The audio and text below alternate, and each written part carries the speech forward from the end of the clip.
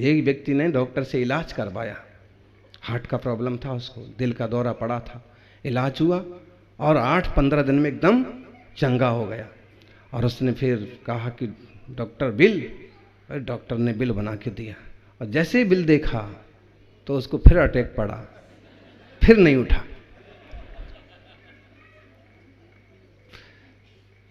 हाल तो ये हो रहा, तुम खुद ने इतनी सारी दुर्भावनाएं अपने आप को दे दी हैं। जरा सा सिर दर्द हुआ तो कहीं बहन हमें तो नहीं है, और तो ये तो इसके लक्षण में भी आता है, तो ये बीमारी के लक्षण में भी, ऐसे ही बीमार पड़ गए। अपनी भावनाएं पॉजिटिव करना, मुझे कुछ नहीं हुआ है, मुझे कुछ होता नहीं। क्या होता है? होता है जो कुछ भी शरीर में होता है, आत्मा में तो कुछ नहीं होता है। आत्मा तो जानता है, देखता है। सता असता का उदय भी ना एक तरह की कर्म है। इसलिए भावना दो मनोशुद्धि, भावनाओं से मन की शुद्धि होती है। भावनाएं बहुत प्रभावित करती हैं।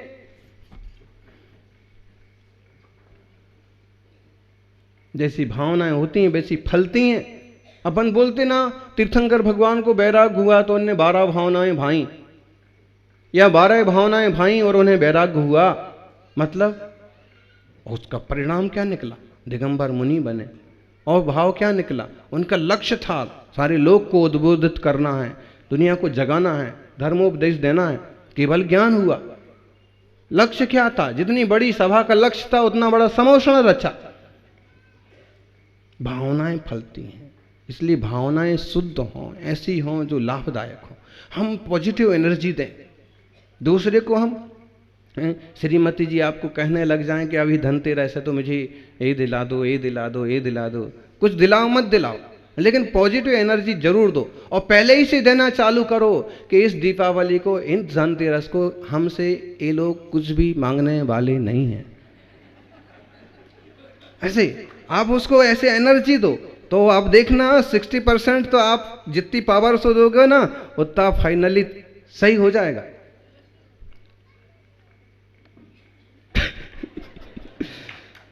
हाँ, कुछ भी कारण बनेगा। हो सकता है उनको यही समझ में आए कि आज महाराज जी ने कहा था कि कुछ भी इस बार परिग्रह नहीं करना। देखो जी, इस बार मुझे महाराज जी की बात बहुत अच्छी लगी। आप कह देने कि अच्छी लगी, बहुत अच्छा, तो इस बार अपन को कोई शॉपिंग करना नहीं। तो होता ऐसा है, श्रीमान जी घर में बैठे हैं और पत्नी ने कहा लो जी इस सिर दर्द की गोली खा लो। उन्होंने कहा मुझे सिर दर्द नहीं। लो जी ये पेट दर्द की गोली खा लो। नहीं मुझे नहीं। लो जी ये पावर की दवा ताकत की गोली खा लो। नहीं मुझे भी नहीं। अब कुछ नहीं है तो खड़े हो, शॉपिंग के बाजार चलो।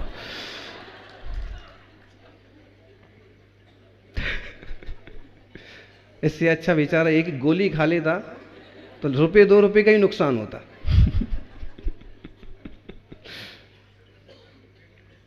समझना, ये धनतेरस है, एक कोई दिन है, तो एक तरह से इस टाइप के दिन इसलिए भी रखे गए क्योंकि इस दिन को पाके तो महावीर स्वामी ने परम धन चैतन्य धन को पाया, केवल ज्ञान की दिशा में नया कदम बढ़ाया।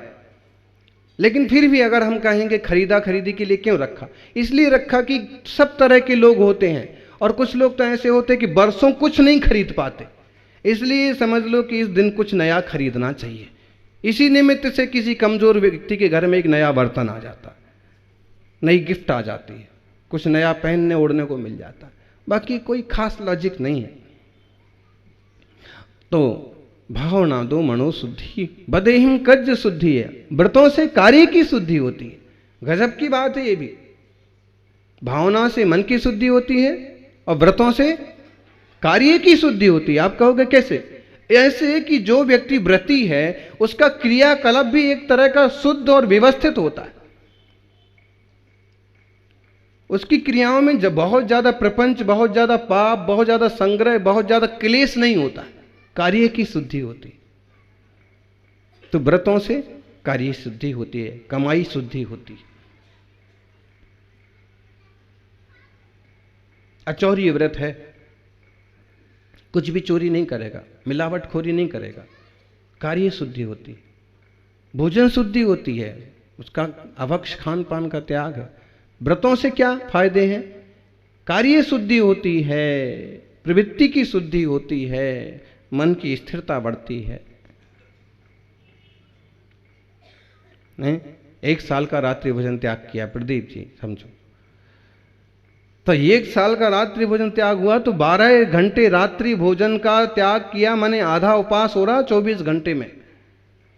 कार्य शुद्धि, अब हम इतने फुर्सत हैं कि रात को हमें कुछ खाना नहीं है तो किसी प्रपंच में जाना नहीं, कुछ करना नहीं, और फिर उस तरह से देखें ना तो हम आराम से बैठ के दूसरा कुछ और काम कर सकते। और फिर हमारा जब उस तरह की वस्तु का खाने पीने का त्याग है तो वो अव्रत, वो अव्रत, अव्रत मतलब व्रत का नहीं होना, वो अव्रत नहीं हुआ, व्रत हो गया, 12 घंटे का व्रत हो गया, उपवास हो गया, कार्य शुद्धि हुई, मन शुद्धि हुई, समय शुद्धि हुई। तो व्रतों से कार्य शुद्धि होती है, इसलिए व्रत लो, छोटे लो बड़े लो कैसे लो, पालन करो। इससे संकल्प शक्ति भी बढ़ती है कि मैं ऐसा कर सकता हूं। और देह शुद्धि दिवाहारो, देह की शुद्धि कैसे होती है?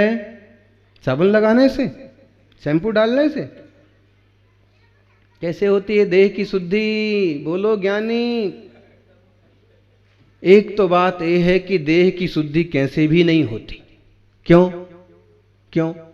क्योंकि मल बीजम मल योनिम गलन मलन पूति गंध विभत्सम पश्चन्नंग मनंगम विरमतियो ब्रह्मचारी सा। पहली बात तो यह है कि इसकी रचना ही हुई है माता पिता के रजवीरे से, एक तरह के मल से ही इसकी रचना हुई है, और इसमें से मल ही निकलता है। नाक में से क्या निकलता है? लघु संख्या में क्या निकलता है? दीर्घ संख्या में क्या निकलता है? दीर्घ संख्या में क्या निकलता है? कोई जलेबी मुठिया निकलते हैं? क्या निकलता है? नाक में क्या निकलता है? कोई रबड़ी मलाई निकलती है? रंग भले वैसा हो लेकिन कोई छुए भी नहीं, कोई देखना भी पसंद नहीं करे। इसलिए देह की शुद्धि तो देखो कैसे नहीं हो सकती। फिर भी अपन लोग व्यवहार में कहा है कि मंदिर जाओ तो नहा धो के जाओ, तो अपन ने इसको मान लिया कि हाँ हाथ मुंह धुल गया सब शुद्धि हो गई। नहाना धोना बताया था ना हमने आपको, नहाना और धोना 2 शब्द क्यों है? नहीं? नहाना का मतलब है नहाना और धोने का मतलब है धोना। अकेले नहाने से काम नहीं चलता है और अकेले धोने से भी काम नहीं चलता। और दूसरा बात ये भी समझो कि आप बाद में अपने जो वस्त्र होते हैं दूसरे के सहारे छोड़ देते, कोई और धोएगा नहीं। कम से कम अपने वस्त्र आप अपने ढंग से अपने हाथ से धो, दूसरों को क्यों एक तरह से लादना। और अपने हाथ से अपने ख्याल में धोगे तो कम हिंसा होगी, कम पानी बहाओगे। ये जो देसी शब्द हैं या प्रवृत्तियां हैं ना, इनमें काफी विज्ञान छुपा हुआ है, भले हम इस पर गौर नहीं करते। जो भी है, देह शुद्धि देखा जाए तो कैसे भी नहीं हो सकती। इसलिए मुनिराज स्नान भी नहीं करते, और स्नान नहीं करने के बाद भी उनको परम पवित्र कहा।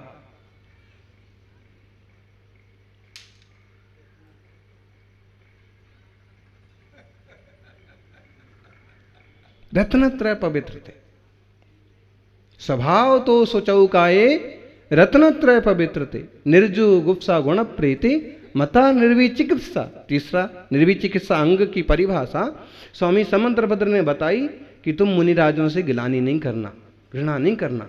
बुजुर्ग हैं, काले हैं, मेले हैं, कहीं छिल गए हैं, तो घृणा नहीं करना। क्यों? क्योंकि वो रत्नत्रय से पवित्र आत्मा है, उनका देह पर दृष्टि नहीं है, उनकी दृष्टि आत्मा पर है। तो देह की शुद्धि तो नहीं हो सकती है, और अगर होती है तो कैसे होती है? व्रतों से होती है। फिर गृहस्थी के लिए कहा देह शुद्धि दिवाहारो। अगर देह शुद्धि रखना चाहते हो तो दिन में ही भोजन करो। इसके 2 अर्थ। देह शुद्धि का मतलब हो गया रात्रि भोजन संबंधी त्याग होने से, उस समस्या से बचे, उस अशुद्धि से बचे, बनाना खाना सारी चीज से बचे। एक बात। दूसरी बात कि अगर दिन रात खाते रहोगे तो देह की अशुद्धि होगी, तरह तरह की बीमारियां होंगी, तरह तरह की परेशानियां होंगी। डॉक्टर भी आजकल कहते हैं कि सोने के 3 घंटे पहले खाना बंद हो जाना चाहिए। और तुम टैंक फुल करके और लेट गए, क्या होगा? फटाके फूटने के अलावा क्या होगा?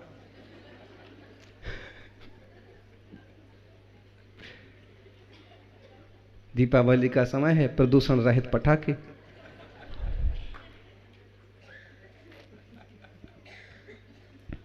बिना खर्च किए ऐसे।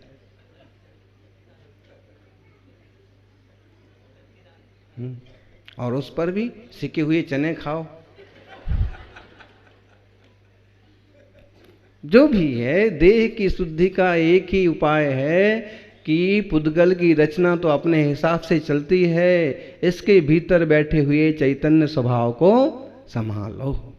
और उसके लिए जो व्रत है, संयम है, साधना है, उसका दृष्टिकोण बनाओ।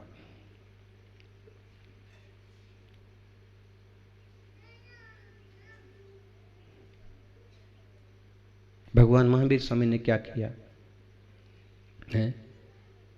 प्रभु महावीर कथा अपन सुनने वाले हैं। 3 दिन तक अपन इस पर बहुत अच्छे से सुनेंगे, मंथन करेंगे। कैसे क्या किया? देह की दृष्टि नहीं बनाई। देखो, देह की दृष्टि बनाने से देह ही मिलने वाला है, और आत्मा की दृष्टि बनाएंगे तो आत्मा मिलेगा। आप जिस चीज का लक्ष्य बनाते हैं वो चीज मिलती है। लगभग आगे पीछे हो सकता है, ऊपर नीचे हो सकता है, लेकिन प्रायः करके लोक में भी देख लो ना, दुनियादारी में भाई साहब कहते हैं कि इस दिवाली को तो गाड़ी लेना ही लेना है, और कैसा भी खींचतान करके लोन लेकर के भी गाड़ी आई जाती है। अगली दिवाली तक लाड़ी लाना ही लाना है, और कैसा भी करके खींचतान करके लाड़ी आई जाती है। मतलब हम जो सोचते हैं लगभग कम ज़्यादा करके होता ही है। और इसी बात को हम अगर धर्म से जोड़ें कि अगर हम केवल देह की चाह करेंगे, वस्तुओं की चाह करेंगे तो वही मिलेगी, और अगर हम धर्म की चाह करेंगे, आत्मस्वरूप की चाह करेंगे, विशुद्धि की चाह करेंगे तो विशुद्धि की प्राप्ति भी होगी। परमात्मा की चाह करेंगे तो परमात्मा की प्राप्ति भी जरूर होगी।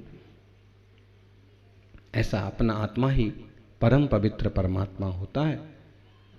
हमारा आत्मा परम पवित्र हो, मन वचन काया की शुद्धि बढ़े, और ऐसे बढ़े कि परम शुद्ध अयोग केवली की दशा हमें भी उपलब्ध हो। सबका मंगल हो, ऐसी मंगल प्रार्थना। जय बोलिए शांतिनाथ भगवान की।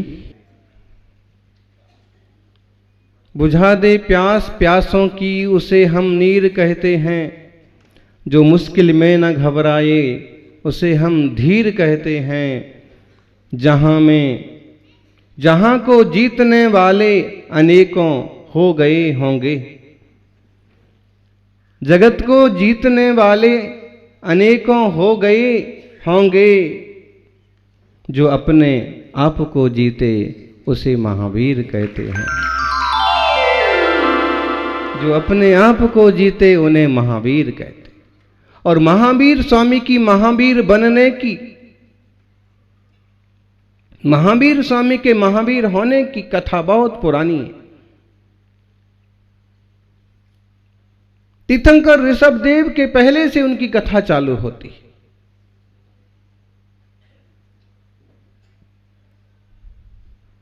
जम्बूद्वीप का वेदीय क्षेत्र है, सीता नदी का उत्तर तट है, पुष्कलावती देश और पुंडरीकिणी नगरी है।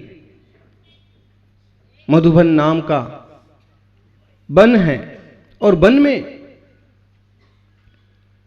एक दंपति, पति पत्नी, पुरना भील शिकार के लिए गया है, और कालिका उसकी पत्नी उसके साथ है।